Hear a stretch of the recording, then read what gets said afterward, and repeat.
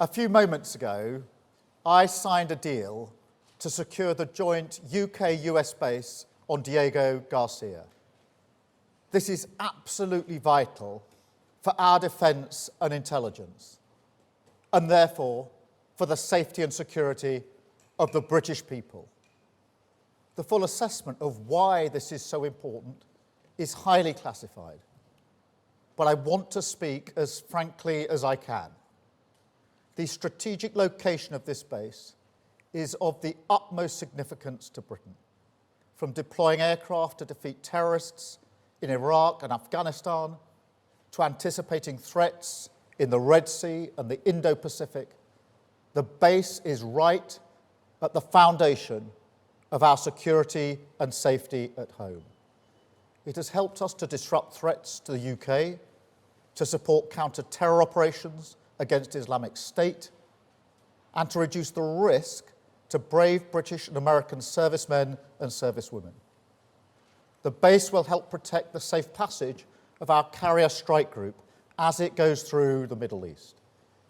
It enables rapid deployment across the Middle East, East Africa, and South Asia.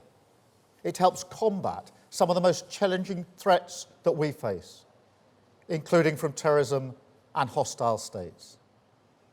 And its location creates a real military advantage across the Indo-Pacific.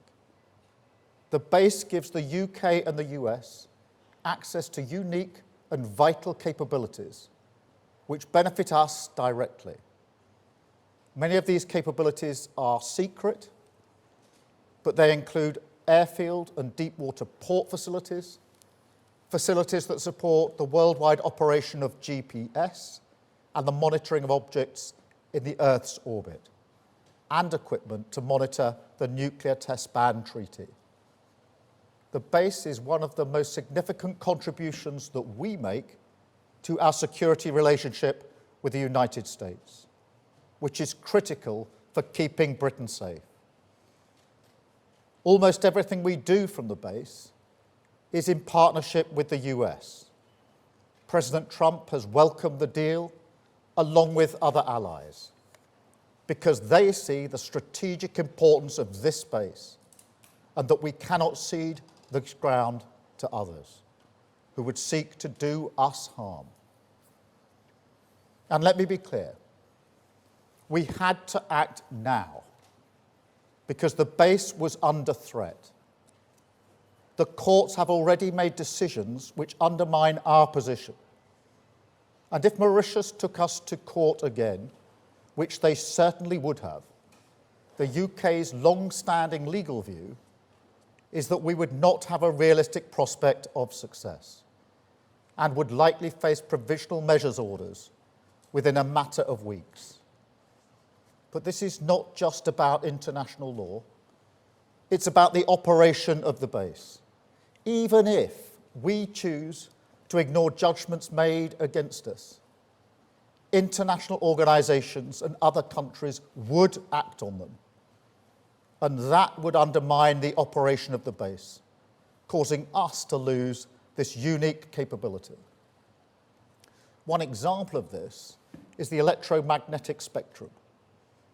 Countries have the right to manage this spectrum as they wish within their borders, a right that's recognised in regulations and overseen in the International Telecommunication Union. The use of the spectrum is key to understand and anticipate those who seek to do us harm.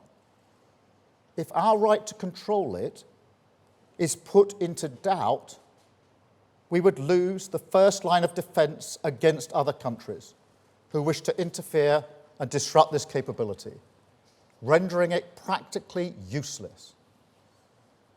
In addition, if we did not agree this deal, the legal situation would mean that we would not be able to prevent China or any other nation setting up their own bases on the outer islands or carrying out joint exercises near our base.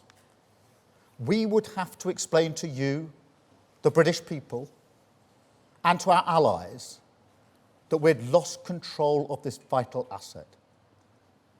No responsible government could let that happen. So there's no alternative but to act in Britain's national interest.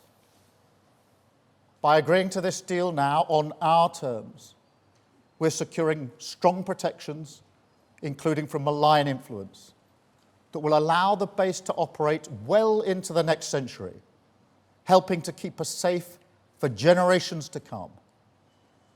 Now, other approaches to secure the base have been tried over the years, and they have failed. Boris Johnson failed in his efforts to endlessly delay. Liz Truss then started the negotiations. We inherited a negotiation in which the principle of giving up UK sovereignty had already been conceded by the previous Tory government. Our deal has concluded those negotiations in the national interest. Now, there's obviously a cost to maintaining such a valuable asset. We pay for other military bases. Allies like the US and France do the same. This cost is part and parcel of using Britain's global reach to keep us safe at home. And it will be less than the cost of running one aircraft carrier for a year.